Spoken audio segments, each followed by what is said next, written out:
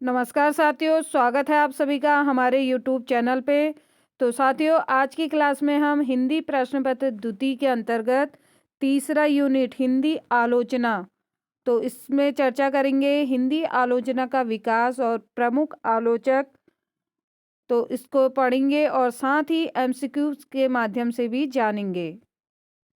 तो साथियों, आलोचना साहित्य की वह विधा है जिसमें किसी साहित्यिक रचना का मूल्यांकन, विवेचन और विश्लेषण किया जाता है। हिंदी आलोचना का उद्देश्य केवल दोष निर्देशन नहीं, बल्कि साहित्य के सौंदर्य, उद्देश्य और सामाजिक प्रभाव को स्पष्ट करना है। तो आलोचना से तात्पर्य केवल किसी साहित्य की आलोचना या बुराइयां या कमी निकालने से नहीं है, बल्कि उस साहित्य का क्या है, विस्तारपूर्वक मूल्यांकन करना है, उसका अच्छे से विश्लेषण करना है। तो ये क्या है, आलोचना साहित्य है।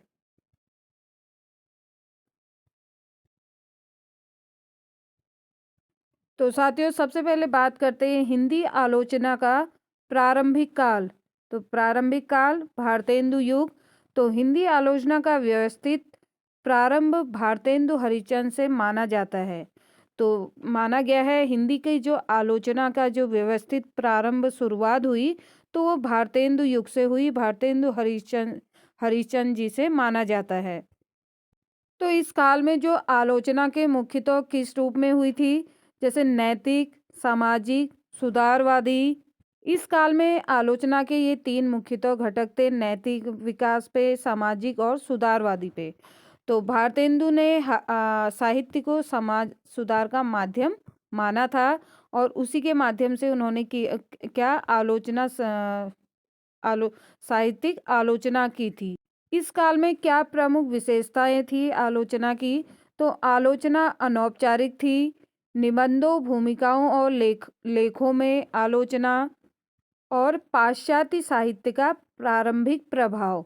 तो इस काल में जो आलोचनाएं हुई वो एक तो क्या थी, अनौपचारिक रूप से हुई थी, निबंधों, भूमिकाओं और लेखों में मुख्य रूप से आलोचना की गई थी, और पाश्चात्य साहित्य का प्रारंभिक प्रभाव था। तो जो पाश्चात्य साहित्य था उसका क्या शुरुआती जो प्रभाव था उससे रिलेटिव आलोचना की गई थी। तो भारतेंदु काल में जो मुख्यतः आलोचना का माध्यम था, जो बिंदु थे, वो सामाजिक थे, नैतिक था और सुधारवादी। तो इन विषयों पे मुख्य रूप से क्या की गई थी, आलोचना की गई थी, और आलोचना साहित्य को आगे विकसित किया गया था। अगला हम बात करेंगे द्विवेदी युगीन आलोचना। तो पहले भारतेंदु युगीन, उसके बाद से द्विवेदी युगीन में आलोचना। तो इस युग के केंद्रीय व्यक्तित्व महावीर प्रसाद द्विवेदी हैं। उन्होंने आलोचना को तर्क, अनुशासन और वैज्ञानिक दृष्टि प्रदान की।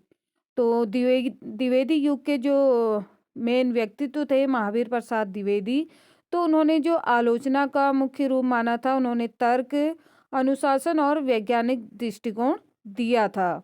आगे हम बात करते हैं द्विवेदी युग में जो आलोचना साहित्य की जो विशेषताएं थी। तो उसमें नंबर 1 बात आती है भाषा की शुद्धता पे बल। तो जो मुख्य बिंदु था, भाषा की शुद्धता पे बल दिया गया, भाषा कैसी है, किस प्रकार से शुद्ध है। अगला दूसरा है आदर्शवादी दृष्टिकोण, और आदर्श से संबंधित दृष्टिकोण को देखा गया। नंबर तीसरा, साहित्य को नैतिक शिक्षा से जोड़ा गया, और जो साहित्य था, जो रचनाएं की गई थी, उनको नैतिक मूल्यों से क्या किया गया था, जोड़ा गया था। और नंबर चौथा जो है, आलोचना को गंभीर और व्यवस्थित बनाया गया था।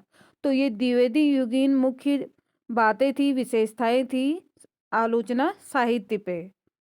और साथ ही साथ ये जो द्विवेदी युग था, ये हिंदी आलोचना को परिपक्वता की ओर ले गया। मतलब इसमें क्या, आलोचना एक महत्वपूर्ण बनती गई और परिपक्व होके आगे को बढ़ती गई। आगे हम बात करेंगे छायावाद कालीन आलोचना। तो नंबर तीसरा है छायावाद कालीन आलोचना। इस काल के सबसे महान आलोचक आचार्य रामचंद्र शुक्ल माने जाते हैं। उन्होंने हिंदी आलोचना को वैज्ञानिक, ऐतिहासिक और समाजशास्त्री आधार दिया।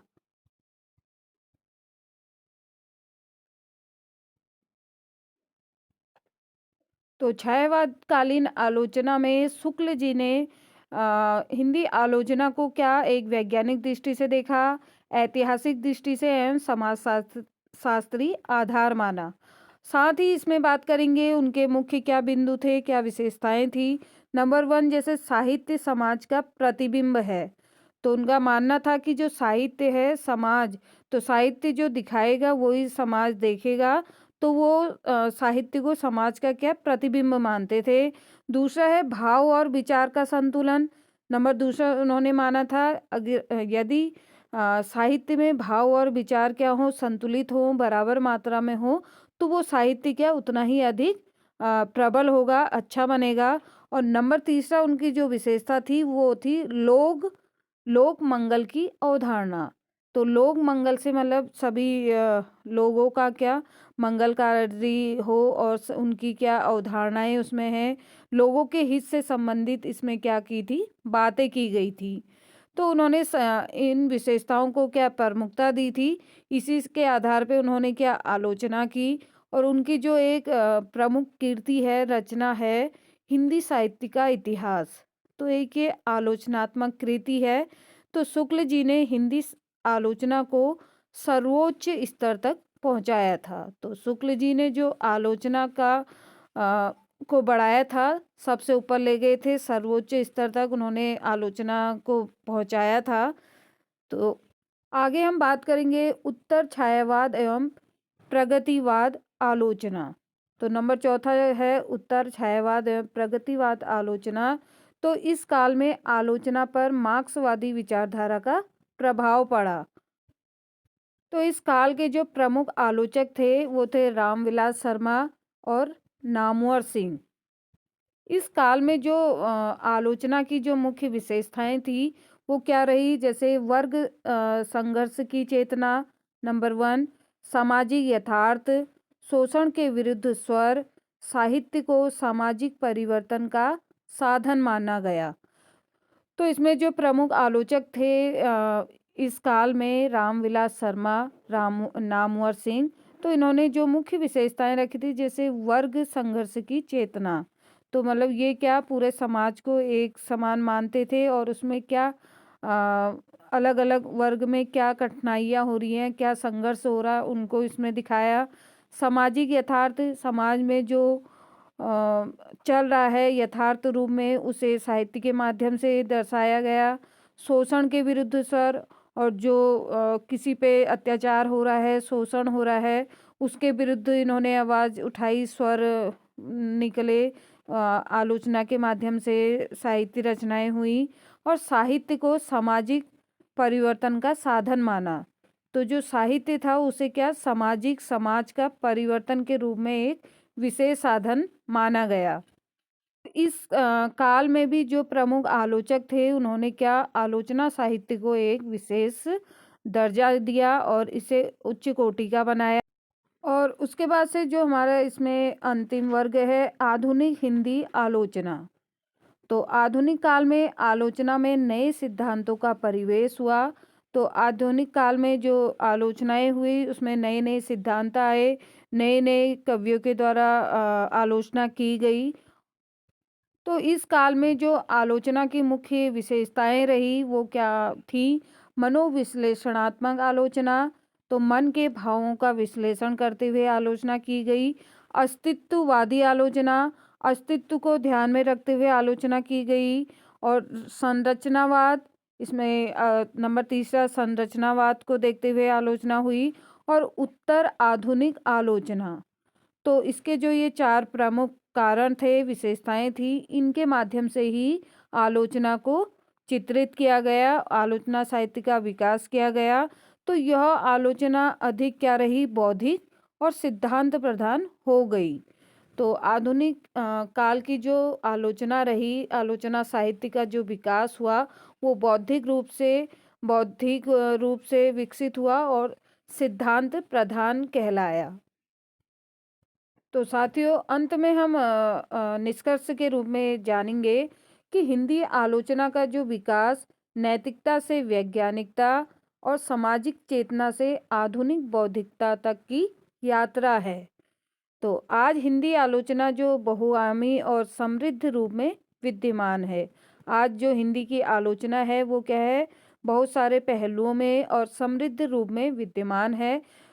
तो साथियों, आलोचना के माध्यम से किसी भी कवि का दूसरे कवि के रचनाओं को क्या कमियां निकालना या उसमें कोई दृष्टिकोण निकालना नहीं था, बल्कि उसमें क्या, उसके माध्यम से उन्होंने उसको उन बिंदुओं को उजागर किया और एक साहित्य को आलोचक के रूप में, साहित्यिक आलोचना के रूप में विकसित किया और हिंदी साहित्य को आगे ऊंचाइयों की ओर पहुंचा दिया गया।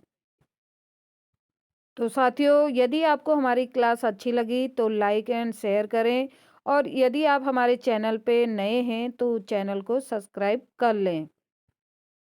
तो साथियों, एमसीक्यू के माध्यम से आप प्रश्नों को हल करेंगे और साथ ही आप भी अपने को प्रश्नों के माध्यम से चेक करते रहें कि आपके कितने क्वेश्चन सही हो रहे हैं। तो लेते हैं आज की क्लास का पहला प्रश्न। पहला प्रश्न है, हिंदी आलोचना का जनक किसे माना जाता है?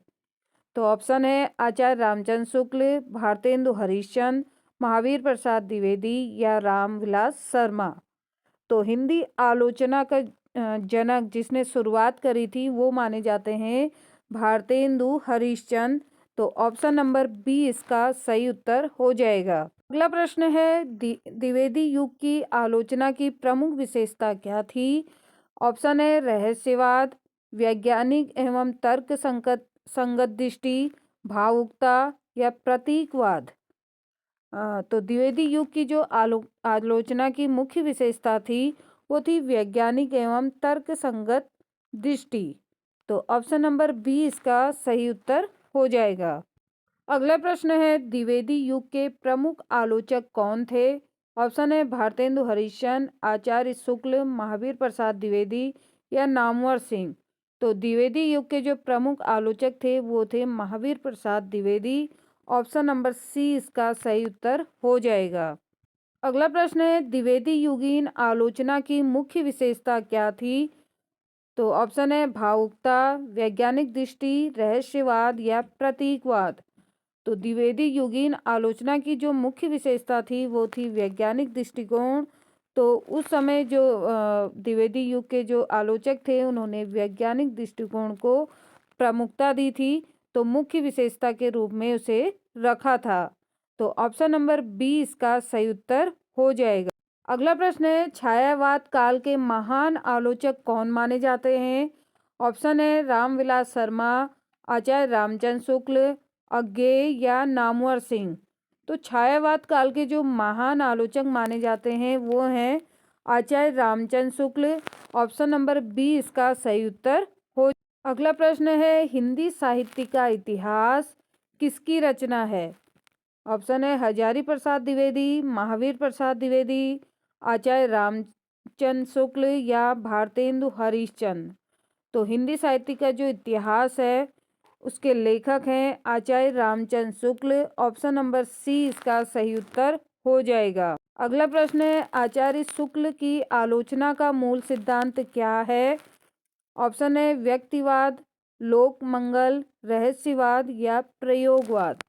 तो शुक्ल जी ने जो आलोचना का मूल सिद्धांत माना था वो था लोक मंगल।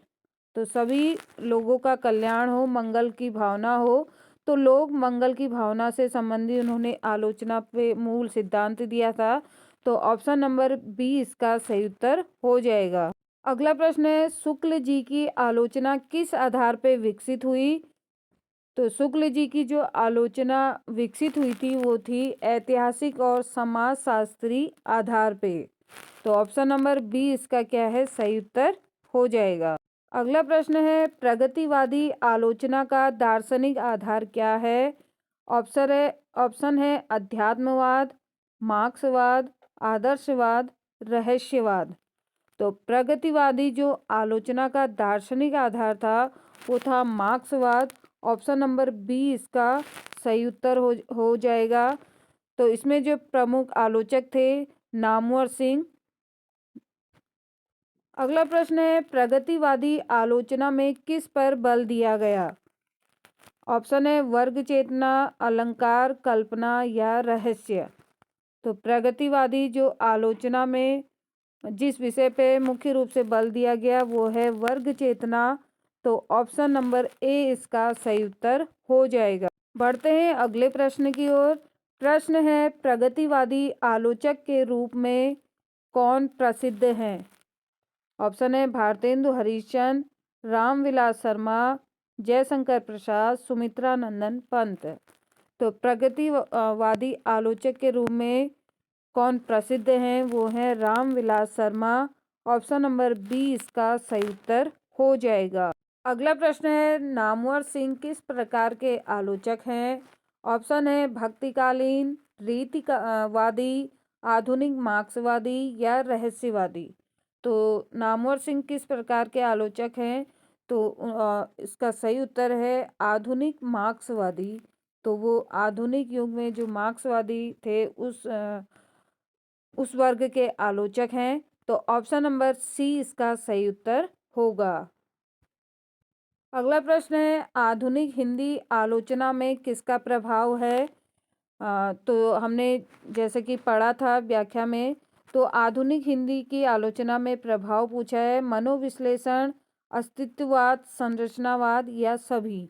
तो आधुनिक हिंदी आलोचना में मनोविश्लेषण का भी प्रभाव था, अस्तित्ववाद का भी प्रभाव, संरचनावाद का भी प्रभाव था। तो ये तीनों का प्रभाव आधुनिक हिंदी आलोचना में था। तो ऑप्शन नंबर डी इसका सही उत्तर हो जाएगा। अगला प्रश्न है आधुनिक आलोचना की प्रकृति कैसी है? ऑप्शन है भावात्मक, नैतिक, सिद्धांत प्रधान या धार्मिक। तो जो आधुनिक आलोचना थी उसकी प्रकृति है सिद्धांत प्रधान। ऑप्शन नंबर सी इसका सही उत्तर बन जाएगा। अगला प्रश्न है भारतेंदु युग में आलोचना मुख्यतः कहाँ मिलती है? तो ऑप्शन है आलोचना ग्रंथों में, भूमिकाओं और निबंधों में, उपन्यासों में या कविताओं में। तो भारतेंदु युग में जो आलोचना मुख्य रूप से मिलती है वो मिली थी भूमिकाओं और निबंधों में।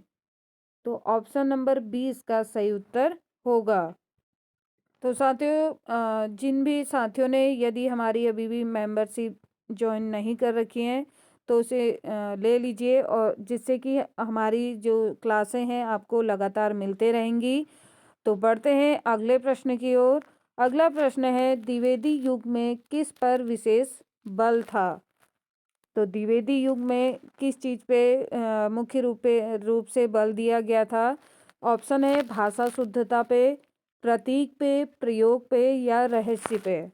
तो द्विवेदी युग में जो आलोचना पे मुख्य रूप से बल दिया गया वो था भाषा शुद्धता पे। तो भाषा कैसी होनी चाहिए? शुद्ध होनी चाहिए। तो ऑप्शन नंबर ए इसका सही उत्तर होगा। अगला प्रश्न है शुक्ल जी के अनुसार साहित्यिक क्या है? ऑप्शन है कल्पना, लोक जीवन की अभिव्यक्ति, मनोरंजन या अध्यात्म। तो शुक्ल जी ने साहित्य को माना है लोक जीवन की अभिव्यक्ति। तो उनका मानना था कि जो लोग हैं उनके जीवन पे आधारित जो उनका वास्तविक रूप है उसी से संबंधित क्या हो साहित्य होना चाहिए। तो ऑप्शन नंबर बी इसका सही उत्तर हो जाएगा। बढ़ते हैं अगले प्रश्न की ओर। प्रश्न है प्रगतिवादी आलोचना किसके विरोध में है? तो प्रगतिवादी जो आलोचक थे आलोचना की थी तो उसमें किसका विरोध किया था? तो ऑप्शन है समाज, शोषण, यथार्थ या चेतना। तो इसमें प्रगतिवादी आलोचना में जो विरोधी थे वो थे शोषण के। ऑप्शन नंबर बी इसका सही उत्तर हो जाएगा। अगला प्रश्न है मनोविश्लेषणात्मक आलोचना किससे संबंधित है? ऑप्शन है छंद से, लेखक का मन, अलंकार या भाषा। तो जो मनोविश्लेषणात्मक आलोचना होती है वो है लेखक के मन से। तो लेखक के मन के कैसे भाव हैं उसी से संबंधित ये आलोचना होती है। तो ऑप्शन नंबर बी इसका सही उत्तर होगा। अगला प्रश्न है संरचनावादी आलोचना का केंद्र क्या है? ऑप्शन है लेखक, पाठ की संरचना, समाज या इतिहास। तो जो संरचनावादी आलोचना का केंद्र था वो था पाठ की संरचना।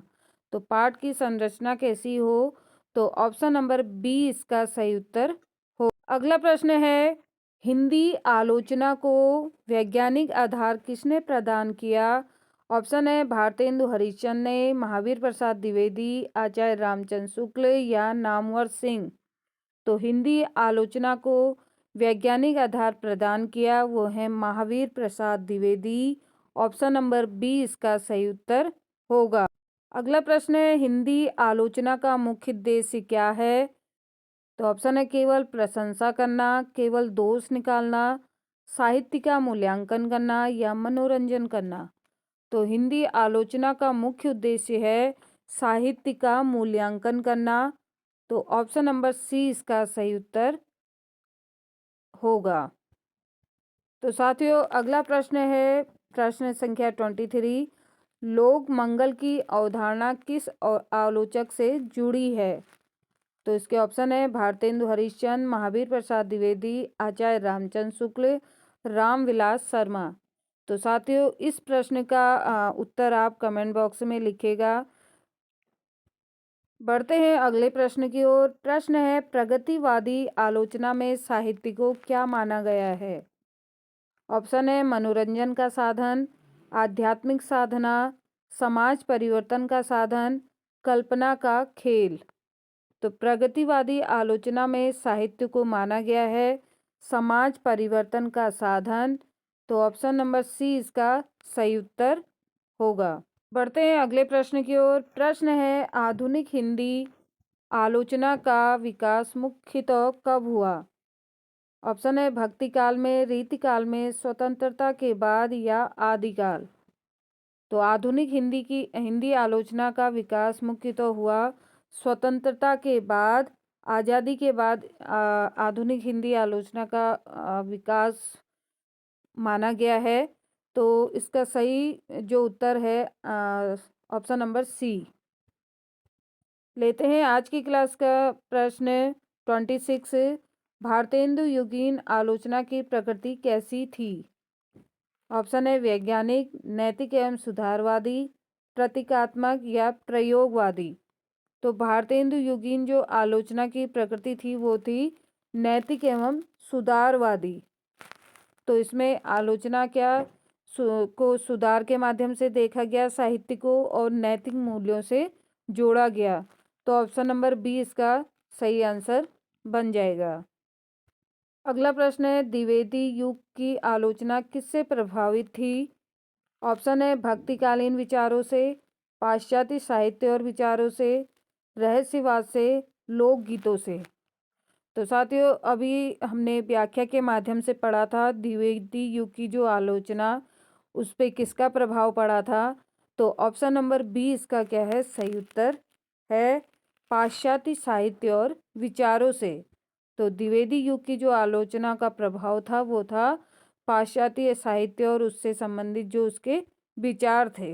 बढ़ते हैं अगले प्रश्न में। शुक्ल जी साहित्य को किससे जोड़कर देखते हैं। तो शुक्ल जी ने साहित्य को किससे जोड़कर देखा है, केवल सौंदर्य से, केवल कल्पना से, समाज और जीवन से, अध्यात्म से। तो आचार्य शुक्ल ने साहित्य को जोड़ा है समाज और जीवन से। तो समाज से और जीवन से उन्होंने साहित्य को जोड़ा है। समाज में किस प्रकार से जीवन व्यतीत हो रहा है, कैसे समाज के मूल्य हैं, तो उससे संबंधित उन्होंने साहित्यिक रचनाएं की हैं। तो ऑप्शन नंबर सी इसका सही उत्तर होगा। अगला प्रश्न है, मार्क्सवादी आलोचना का केंद्र बिंदु क्या है।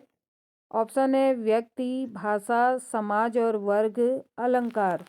तो जो मार्क्सवादी जो आलोचक थे उन्होंने मुख्य रूप से जो लिया था वो समाज और वर्ग को लिया था। तो इसका जो सही आंसर है ऑप्शन नंबर सी। लेते हैं आज की क्लास का अंतिम प्रश्न। आधुनिक आलोचना में लेखक से अधिक महत्व किसे दिया गया। तो जो आधुनिक आलोचना थी उसमें लेखक से अधिक महत्व किसे मिला। ऑप्शन है लेखक के जीवन को, पाठ को, पाठक को या छंद को। तो आधुनिक आलोचना में लेखक से अधिक महत्व मिला पाठ को। तो ऑप्शन नंबर बी इसका सही उत्तर होगा। तो साथियों, आप सभी ने हमारी आज की क्लास को एंजॉय करा होगा और अच्छे से पढ़ा होगा, और आप अपने जो आपने क्वेश्चनों के आंसर दिए, आपके कितने आए वो भी कमेंट बॉक्स में अवश्य लिखें।